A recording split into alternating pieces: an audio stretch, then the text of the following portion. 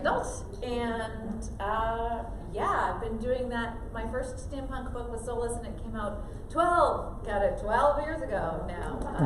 That doesn't make you feel old at all. And it was accidentally steampunk, as I like to say. I sort of fell into it, and then never looked back. I also genuinely and wholeheartedly enjoy the whole costuming side of it. I've been a long-time costumer, used to work at the Renaissance Fair and all that sort of jazz, so very happy to be part of this world.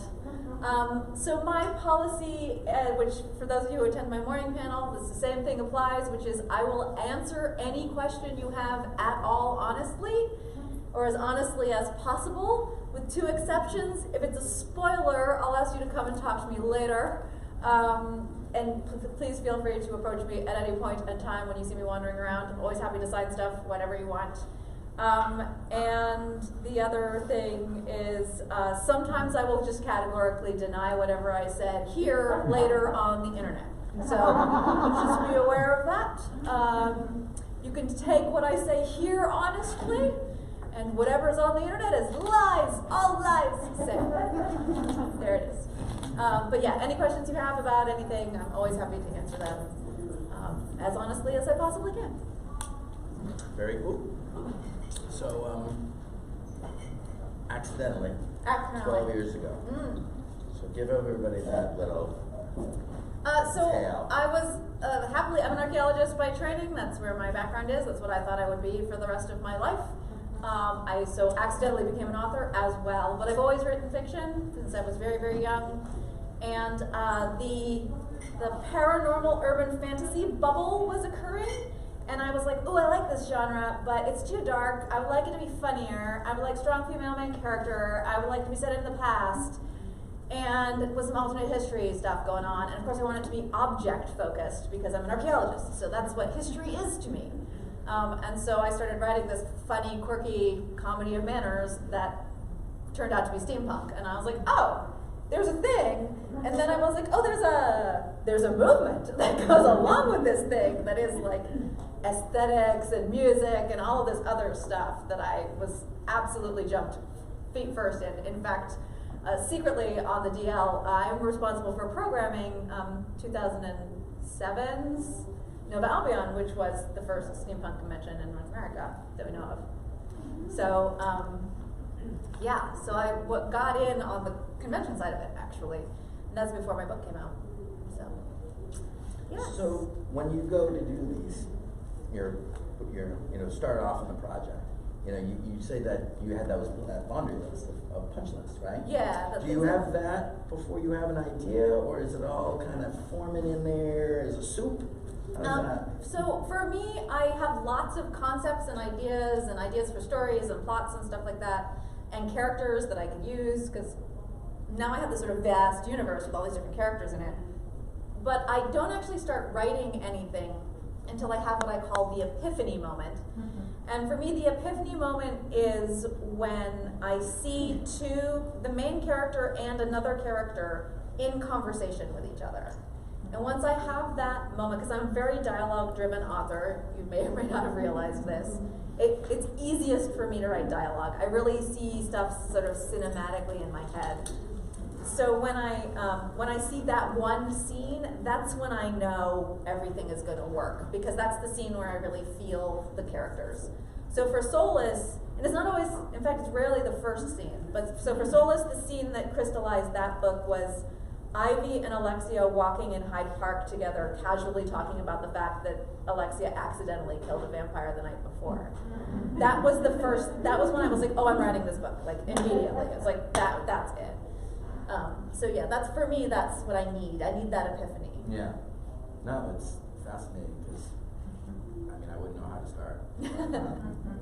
You have an idea, but, Yeah, and then I tend to outline pretty strictly. I like outlining. I'm less outline driven now than that I'm 30 books in, so I kind of have osmosed a lot of the beats and standards for outlines. I don't really need an outline as much, but I still have a pretty concrete idea of like things I want to hit at what time and how the story's going to flow, because I do write mostly comedies of manners, and that means that pacing is something I have to think about a lot, because if you have like something explode and then everybody runs around and then sits down and has tea and talk about it, that's not exactly a reliable action-driven sequence of events.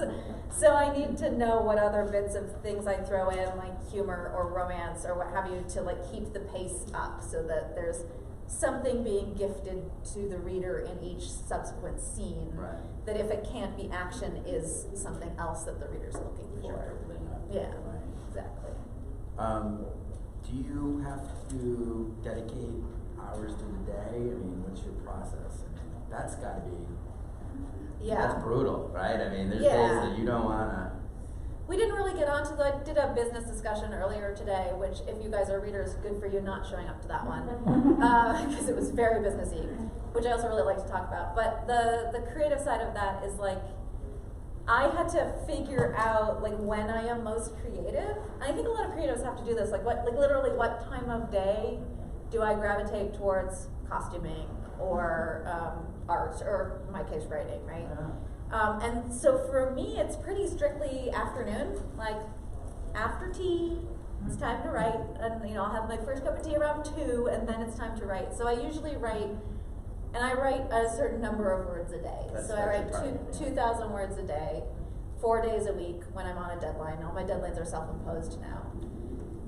Mondays is all business all day long. That's how much like business stuff I have to do. Mornings I don't think properly, so that's all like emails and communication with New York for the traditional stuff and uploading for the indie stuff, things like that, talking to cover art designers and editors and stuff.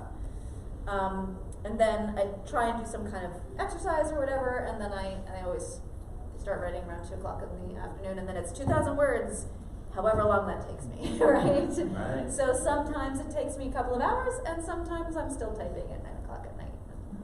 Just have to not do anything else until those words are down. That's a lot of, that's discipline.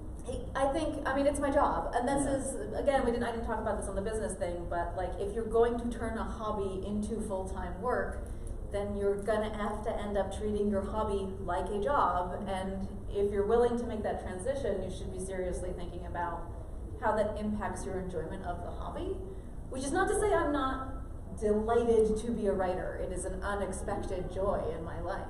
But also, it is my job, and I need to produce words and books to survive, to eat food, so Well, I treat it that way. the fan base now that, devouring it. Yes, expectations must be met. Yeah. Yeah. We all saw Misery. Oh, that's dark. Well, you mentioned, you're dialogue based, right? But you're also doing historical. So how do you mix in? Do you do research for that to give it the flavor, and what's the balance with going too historical, where people are like you lose the thread almost, because you're like, what? Yeah. So historical, I do quite a bit of research, less now than I used to, because I've researched over the past 12 years. But I have like 2 things in my favor. I am half British, and I did live there for a very long, like on and off throughout my life. My mom's an expat, so I have dual citizenship. I went to school there and stuff like that. And then I had to research at least the scientific side of the Victorian era quite a bit, because that's my discipline. So archaeology and archaeologists started, it's a young science, it's like young social science, and it started basically in the Victorian era with looting. It's not a glorious beginning. But I had to study what was going on in scientific thought at the time quite a bit, and that's very much informed and helped my steampunk writing. But also because I come from academia, I have very good research skills that are sort of germane to being a researcher for fiction. So when you're doing historical stuff. But also, and I like to say this quite a bit, but I could put lasers on my top hats if I just explain it properly, right? Absolutely, like, yeah. That's the fiction part of steampunk, is like I get to just fart around sometimes, so long as I write it appropriately. Well, and as the guy who builds that lasers and actually puts them on hats, Yes. I get that. Yeah. I would think, though, it would be more challenging with the dialogue. Oh. Getting that, the voice of the time and how you balance, like... I mix it up, so I'm unashamedly about the sort of modern aspect of tone. Yeah. I want, more than anything, my primary goal in writing is to leave my readers smiling. Like, I just want people to have been entertained and had a good time. Yeah. And to that end, I will sacrifice authenticity, various other things, fourth wall breaking, all sorts of stuff. Because I consider myself an entertainer first and foremost. And so, I will do lots of research that never make it into the book, for example, because it would be boring to read about that. Right. So then I'll do a blog post. You can go read about like medical science in the Victorian era, because I wrote a doctor character, but I can't include all of that, right? But I did a lot of research for it. And that's like the secret to writing any kind of historical fiction, I think, is like just learning how much patience your readers have with you. One of the reasons I write comedy is because readers will give you more patience if they know the payout is laughter. So I can write an entire paragraph describing what people are wearing, and if I put Ivy's ridiculous hat at the end of that paragraph, and everybody's happy to have read that whole paragraph about fashion because I made you laugh at the end of it, and that's like because Ivy has it. So that's also a writer trick, right? That's a toolkit for reward. We call it rewarding the careful reader. And I do that a lot. So I drop cookies about favorite characters, that if you have the patience to wade through a whole paragraph, you'll get like a tiny mention of a character who's going to show up in 3 books or showed up 4 books ago. But only if you waded through all of the wordage do you actually get that reward. So I do things like that where I'm like, you'll still enjoy the story if you're a fast reader or a skim reader or whatever, but you get little cookies on the reread, you get little cookies if you've read the whole series, and then the next one, and then you go back and reread. Like, I try and layer as much as possible so that there's always a little something you get from me, no matter how many times you've read the books. Yes. So over 30. Over 30 books, over yeah. Not 30. all in the same universe. That's what I wanted to hit on that. So have you found now that, are you moving into this like kind of universe building, or are you still Bob from your little multiverse? I will say I need a lot of help. So I have a team of very dedicated beta readers. There are just 4 of them. But they do things like reread all the books every year, so they're ready for the next one and stuff like that, or at least prep read the one. So they'll read all the finishing school books if I've told them that the finishing school spin-off is happening or what have you. And they also have a wiki. So I have a wikia for the universe. And so they can consult that to make sure that I'm getting eye color correct and all that sort of thing. When you have a vast cast, right, you need that kind of thing. You do. It's like the Marvel universe or whatever. And especially if you're going to drop them in like that. Casually. And not name them. Yes, and to allude to them. Yeah, that's always one of my favorite tactics. But I definitely go through, like, I'm feeling this universe, and now, like, so I've actually been writing mostly sci-fi recently. For various reasons, like my 2 other series so I have 3. I have the Steampunk universe, the Parasolvers. I have the San Andreas Shifters, which is my urban fantasy paranormal romance series, and then I have the Tinkered Stars, which is my sci-fi stuff. And for obvious reasons, over the last 2 years, it turns out I couldn't write anything until I gave myself license to leave Earth. Turns out the only thing I really could write was sci-fi for the last year or so, and so I did. That's all I wrote. But that's the kind of upside of having multiple different universes to play in. It's like when you're not feeling one, you can like emotionally shift, just write something else for a little while. You know, you don't want to wear jeans every day. No, exactly. Sometimes you want to wear a corset, but sometimes you want to wear a spacesuit. So all right, let's go with that then. How hard do you try to go like science fiction? You know, like hard. I do not do hard sci-fi. No.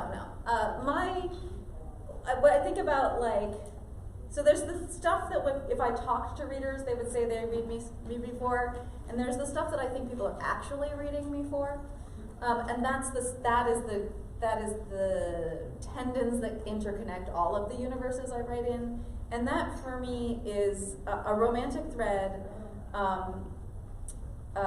found family, and comfort read. People who read me because they know you get a hug from my books, right? You get the reader version of a hug. It's gonna leave you satisfied and happy. I'm not gonna kill anybody. Everything's gonna be fine, right? So that contract is one I never break in any universe I write in. Okay. I don't have a hard science contract. There are definitely authors who, no matter what they write, whether they're writing epic fantasy or hard sci-fi, or really put in a lot of research into the scientific side of it. They develop a magical system that's almost scientifically based, or what have you. And that's what their readers are after, that meticulousness. Yeah. In general, I don't think that's what readers want from me. They want this other set of protocols that I just try never to break. Yeah. I could write hard sci-fi, but I don't see that as something I really enjoy doing. Yeah. So it's found family again, it's frivolous aliens, it's comedic. What happens when you put a cat in zero gravity? It's those sorts of things. Or not. How desperately do you try to keep a cat out of zero gravity? Yeah. Oof. 30 books, right? And you're talking a lot about expectations and your interaction with the fans that you have and the contract.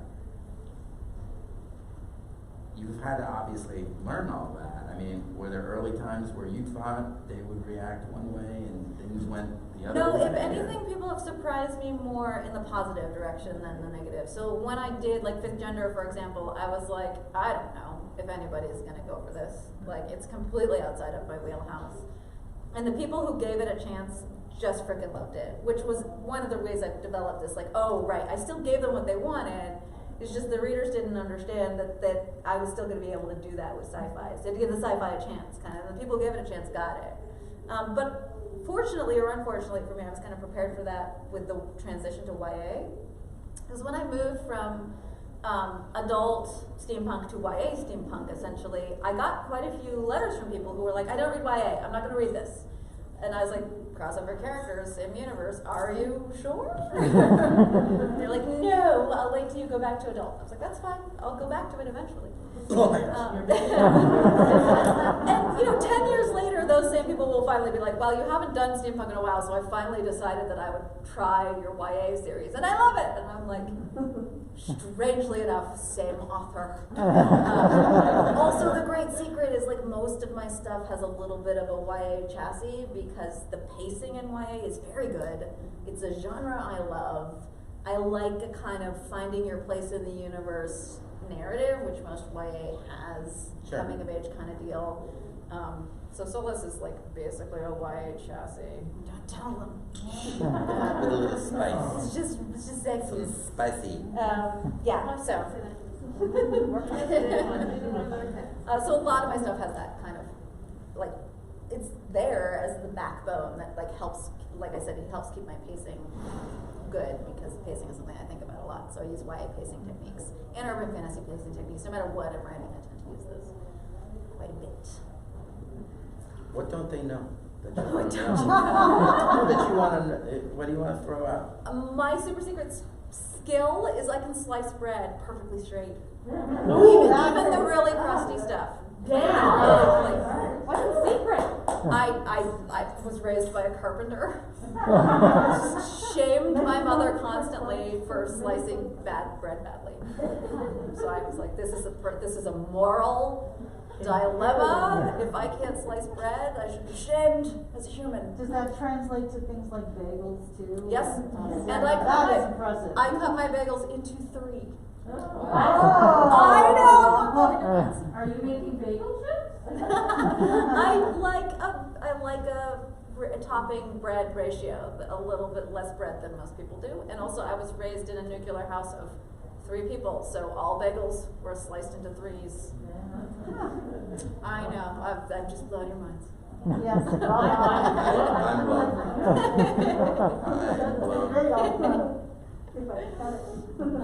So, when is the character who has the perfect bread cutting getting? I don't have that superpower yet. Yeah. I have a personal theory that every person has 2 powers: a super secret spy power and a superhero power. And the super secret spy power has to do with an object relationship, and the supernatural power has to do with a human being relationship. So, yeah. I'm not going to tell you my other powers, because I use them for evil. And and that she's not saying that she hasn't been using them like this whole time. So I was going to ask you something really good. Now I can't remember what it was. That's your power. There's something in my head. Oh my God, I went blank. It's okay. How about a question? We can How about a throw question while I'm blanking? Let me touch. Lady in green.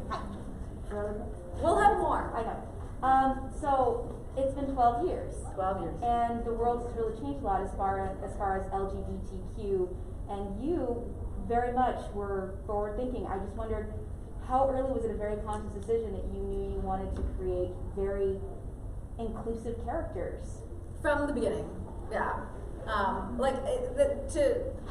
No insult, but like, this has been a question that was asked of me from the beginning, and I was like, I grew up in San Francisco, and I'm queer. Like, I like, it never occurred to me not to. Like, basically, like I was like, right, but you know, isn't that what exactly. I was like, I kind of know this. yeah, this is the, you know, aunties and uncles who were aunties, and you know, that whole thing. I was like, this is gonna be in my books.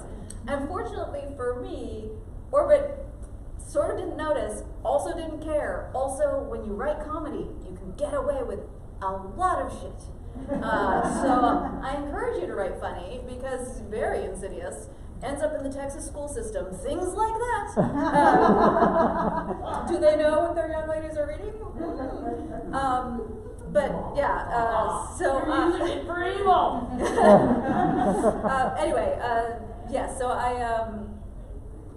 it was never really challenged, never really a problem, and it never occurred to me not to. Well, it's like, as a person who was raised in Utah, lives in Arizona, like, it was a beautiful breath of fresh air, so I'm sorry that it didn't occur to you to choose not.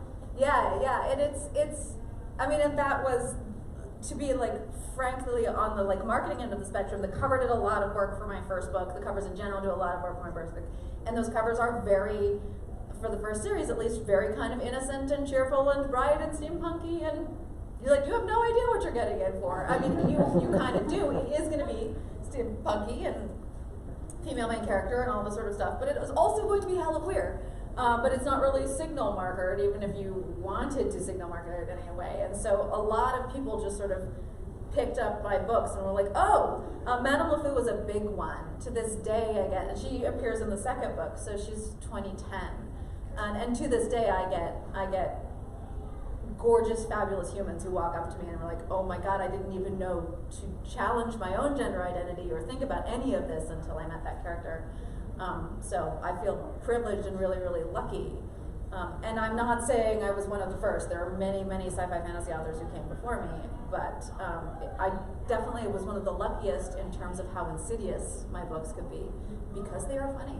And I have a whole lecture I do on comedy for authors, but people forgive you a lot if you make them laugh, and they'll even forgive you for changing their minds, which honestly you don't get that very often. Usually people are pretty resistant to having their minds changed, but if you can make them laugh, if you can make them fall in love with a character who's queer, like suddenly perspectives start to shift a Well, bit. it's about making connections, right? That's Yeah. how we shift, right? We don't, it's not intellectual.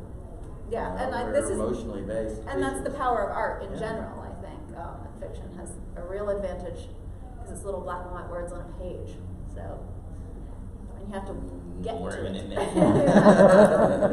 Very, very. There's a couple other ones, but as well. Yeah. So, who is your favorite all-time character that you've created? That I've created. Yeah. This is really hard because it shifts around all the time. So, like, my favorite book is always the one that I've just finished because I just finished it, and it's such a relief. You're currently seeing. And so I go through waves with my characters a lot too. I feel a great affinity for Madame LeFou. She's one of my favorite characters, and she's very personal to me. Triss, I'm a huge fan of Triss, who's from the Fifth Gender.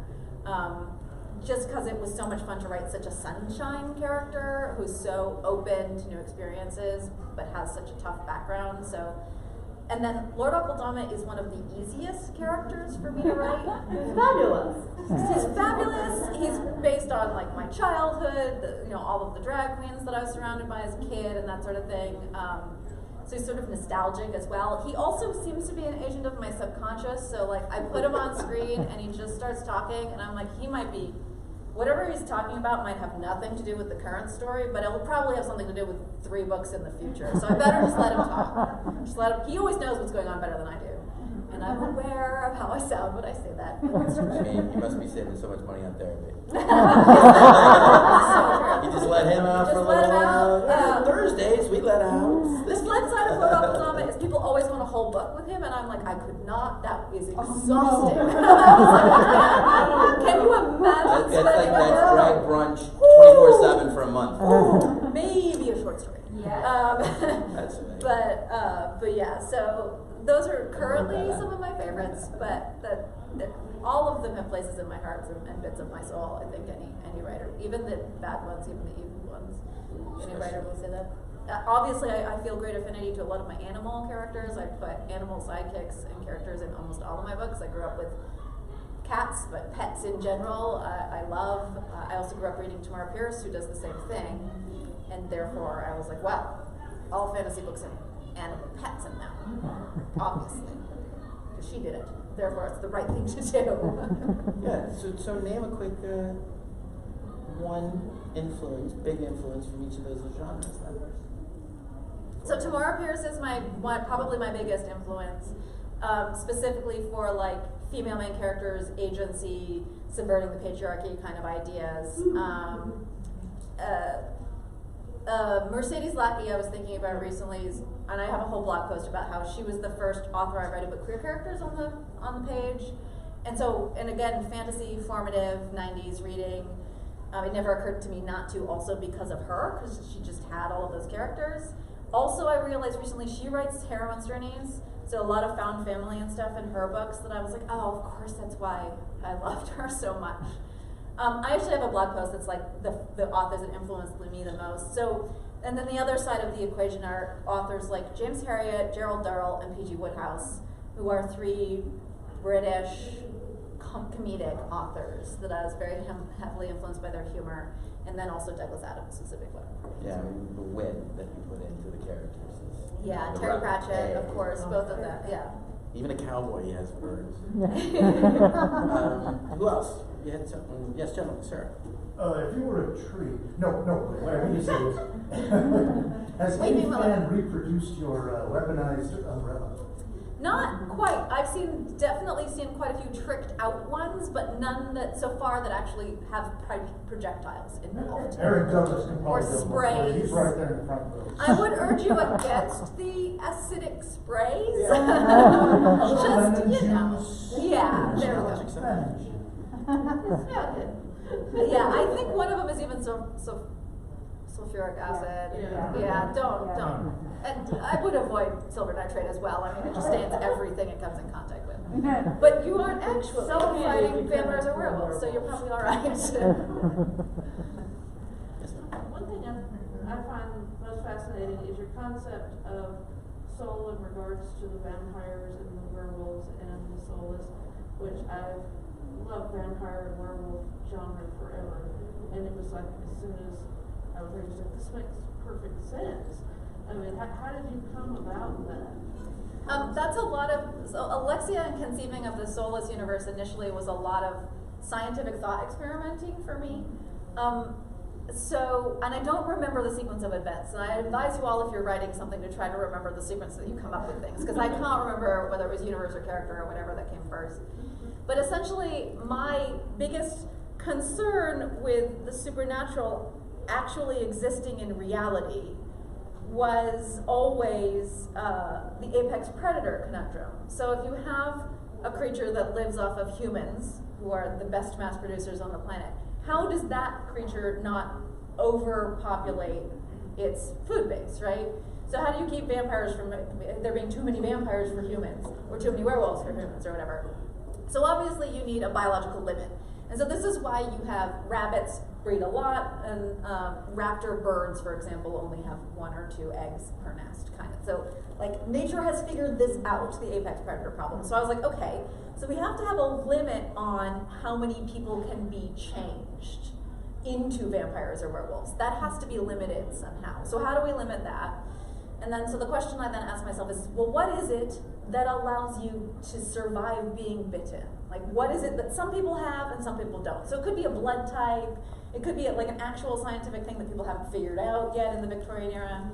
But I was really excited about how intimate concepts of religion and concepts of science were early on in Victorian thought, like counterbalance theorem and the weighing of the soul and all of these things that Victorian scientists were doing because they simply didn't think you separated science and religion. They were obviously the same thing.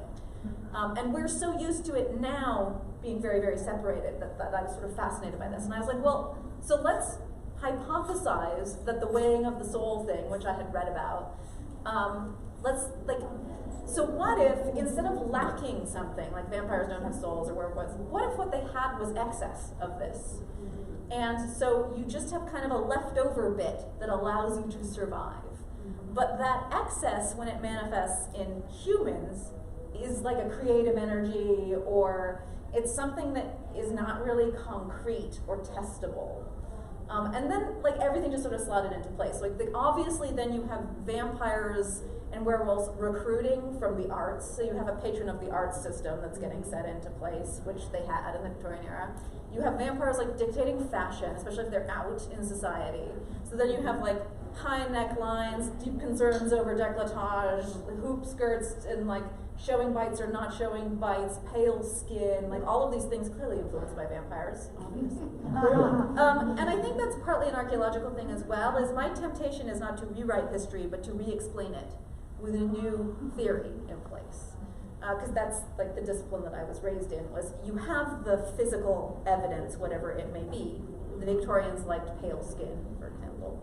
How can I explain it in a different way than actually historically existed with the presence of these two monsters? And so that's basically how I came up with the whole universe. And then, of course, if you have vampires and werewolves, they too must have an apex predator. So what controls them? And if I have this theory of the soul, it has to cancel out this excess soul. And that's how I came up with the preternaturals and Alexia. And I always wanted to write the urban fantasy trope of a lucky special person, but her only real ability is just being an electrical ground, like just negating others. That was a real interesting, like defensive ability. Is like literally your fangs disappear. Plus, it's funny. The whole tether idea was interesting. Yes, and then the tethering. Well, because you have all of these, urban legends around vampires and werewolves. Like, how does that then fit into my universe and stuff like that? Is that me? So it just became fun and games. Once I had the sort of basic structure in place, how does all of history fit into this? Breaking with the church, having England accept vampires and werewolves, especially into their like intelligence and army, how that gives them an advantage. Obviously that explains how England took over the known world, because nothing else. Werewolves. Werewolves. Hello. And so on and so forth.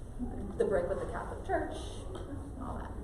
Just became fun. But I like how you re-explained it in the San Andreas chapter. Yes, for those who don't know, the San Andreas Shifter series, which is the series that's set in modern times, is not nudge nudge wink wink at all related to the Parasol Projector series.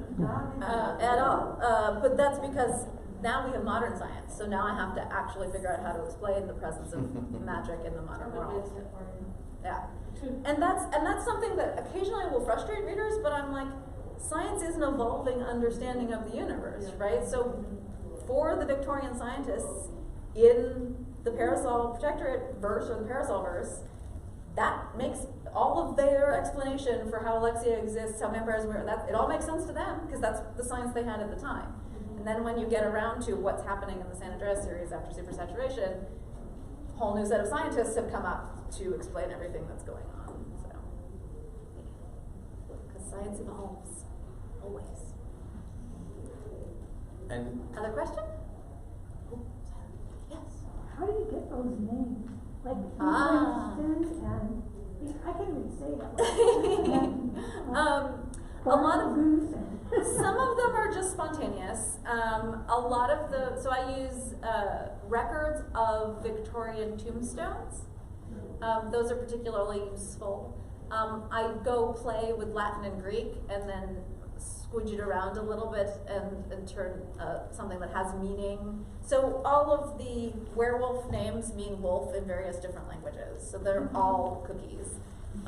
Tunstall does not mean wolf, which I should tell you from the very first book that he was never going to make it. Fabulous! I know. Sorry, everybody. Spoiler of a 12-year-old book. So I do stuff like that quite a bit. Sometimes I just encounter a name out in the zeitgeist and I'm like, Googling it to see if I'm going to piss anybody off if I use it. Kind of like Channing Channing or the Chesterfield Channings, that's just me being a fucktard. It's your party, baby. Yeah. And that's it. The other thing is like, how absurd can I get? Because like names are also a source of humor. So I'm like, let's just make a ridiculous name. See how far I can push it. Well, they are a source of humor because when I read that, Yeah. the name was Sophronia, and then I read Mrs. Barnacle Goose. I did. Mrs. Barnacle Goose. Yeah, sometimes the double barrel ones like that are just like me, just picking up two words I love and cramming them together. Sophronia was a very, very consciously chosen, actually. So I do think about, from a writer perspective, I think about not having too many first names, if that's what I'm using the most in the book, that have the same first letter. Because you want to make it easy on the readers to distinguish between characters pattern recognition-wise. So I had Alexia, and I was going to do Prudence or Rue, and so I wanted a main character who was not an A and was not a peer. So we got Sophronia from that. I wanted a name that was not too unfamiliar to readers, but had a real old-fashioned feel to it. So Sophronia is a different version of Sophia, basically, and I just wanted to twist that a little bit. So I was being pretty thoughtful. Alexia was called Alexia from the get-go. I don't know where that name came from, but just did. And then Prudence obviously happened to be called Prudence because I wanted to give her one of those faith-based names that was entirely inappropriate to the situation into which she was born. Was exactly opposite of her personality because Prudence is anything but prudent at all times. She is in fact charge in and fix it later. She's Rue. She is Rue. She hates her name for good reason. Or Puddle. Or Puddle, yes. Other questions? Are we going to see more of Rue and Sophronia? So Sophronia shows up in the background of the Custard Protocol series and in person in a couple of the novellas, although always alluded to because of the nature of the business. I don't have any intentions to write a series with either of them or continue either of their series again, and partly that has to do with the contract relationship with traditional publishing. But I could do novellas or short stories with them if I feel like it. And I never rule anything out, but I haven't had an epiphany moment for any of that. But they will, and usually often will show up in the background or as side characters or whatever. They'll pop up again, whether I like it or not, really. I know my story's done, but I want to say hey. Very frustrating of them. Sorry.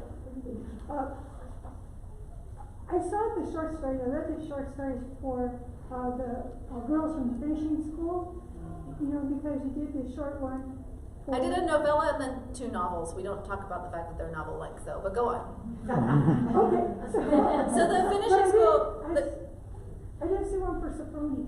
No, Sophronia is the main character in the first series, and so she won't get a spin-off novel because then I would have to give it back to my traditional publisher. Oh, okay. Because that's the nature of the publishing industry. So I would have to at least offer it to them if I decided to write another. Plus, the way I feel about a lot of my main characters is they got 4 books, or 5 books. We're good. They got to tell their story. We're done now. I believe in finishing series. As a reader, I've been burned a lot by authors inexplicably dying on me and not finishing series.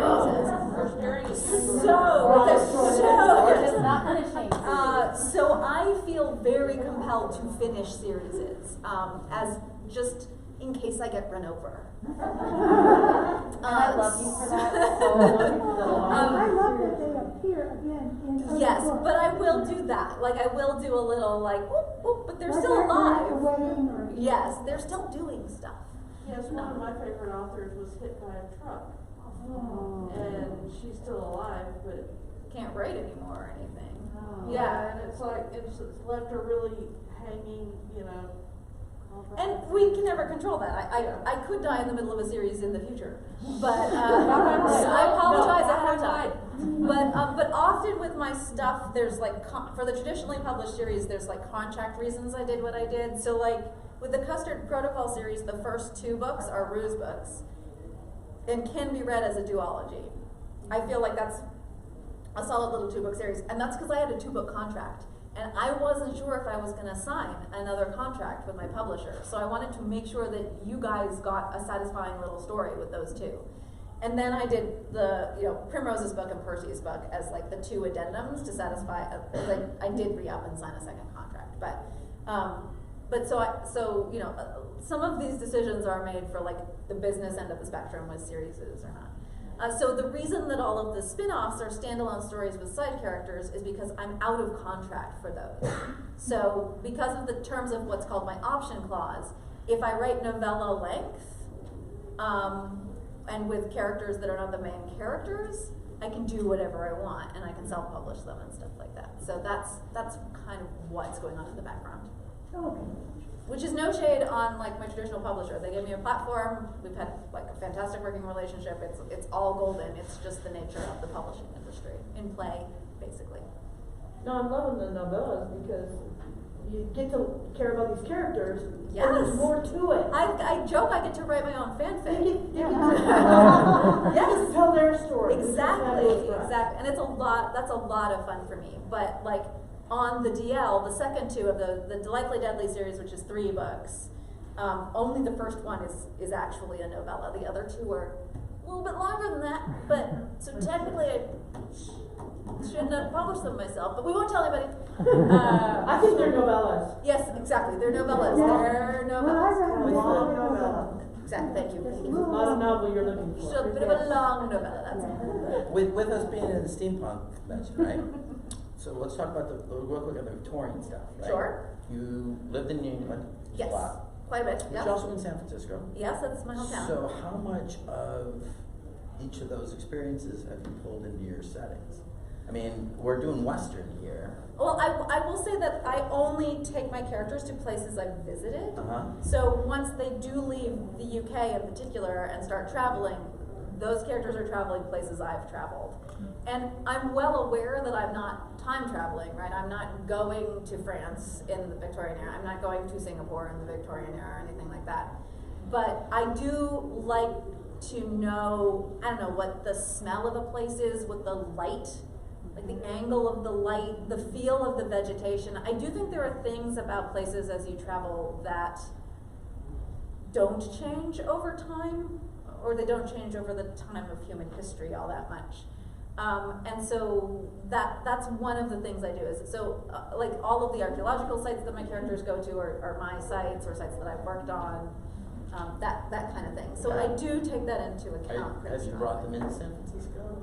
In Victoria? So I started writing the San Andreas Shifter series specifically because I wanted to write something set in the Bay Area. Right, but that's not modern. No, I've never done I've consciously never done America in the Parasolvers. Okay. And that's because of what I did to America. So America's, we get a brief visit of the East Coast in in this one, in How to Marry a Werewolf, because the heroine is American. So you get a brief visit, but America has gone very anti-supernatural, and so there's a real, kind of religious bent to their behavior around vampires and werewolves and their treatment of, so I'm not ruling it out, but I haven't yet written in the US, really, except at the beginning of this book. We got one more minute, so who's last question? That's back. There you go, she was Are we ever going to get Tash and Arsenic being introduced to Ivy? Oh my God, I alluded to that, didn't I? I forgot about that. Yeah, the significant others. That would make a really good. I do have like wild plans. I think it would be really fun to write like short stories or little pieces about like families at different holiday seasons or what. Like I've always wanted to do The graphic novel, that screams graphic novel. I've always wanted to do Lord Aldama, Alexia, Lord Macan, and Prudence when Prudence is like a teenager at the Christmas season or something, just being a complete shit show around the table. I think that would be really fun to write. That is also a really fun idea. Is You what put Ivy in the room, it's gonna be good. it's gonna be outrageous, exactly. Like who knows how Ivy's gonna behave to the twins bringing home their significant other. She's gonna be very Ivy about it. She'll probably just attempt to completely ignore Tash entirely and be like, well, we're gonna imagine that hasn't happened. just pretend. So yeah, she's a very fun character, but like Lord Aldama, I think a short is more suited to a shorter vignette piece. It is one of the reasons I recommend being on my newsletter if you aren't, because the newsletter is the only place where if it isn't like a complete story or if I don't think it's suitable to really be published wide, if it is purely a fan service piece, I will only offer those to my newsletter. So that I do newsletter exclusives quite a bit where I'm just like, yeah, this is just a vignette thing. You know, it's only a couple thousand words or what have you. It's not worth it for me to publish it, but you guys can buy it for $1.50 or whatever. Like, go to. Because frankly, I just don't want I don't want people who aren't really part of the universe picking up something and then being like, what the hell is this? Like, I don't understand anything that's going on. Context people. It's not for Context. them. Yeah, exactly. So I do that quite a bit. So where can people find you for the rest of the weekend? I'll be wandering around here. I have 2 panels each day, so a couple panels tomorrow, a couple panels on Sunday. If you want me to sign anything, just catch me. I hang out with the Madamasque and the Grand Arbiter a lot, so you can look for me at T-Dueling. So just listen. But yes, always just catch me if you can, and I'm happy to chat or sign things or what have you. I have a bunch of bookmarks here. Please take the bookmarks. I don't want to take them home with me, including the coveted bookmark that has all of my books in order, and on the back is all of the books by other people that I recommend the most. So, so yes. And it's rainbowy. And it's rainbowy. Those are the spine colors of all of the books because that's the kind of human I am. And then this one, which is my nonfiction, if you're interested in like how I write or tips on writing. That I actually wrote a nonfiction book. Amazing. And then yeah, lots of other. Well, thank you so much. Thank you all for coming.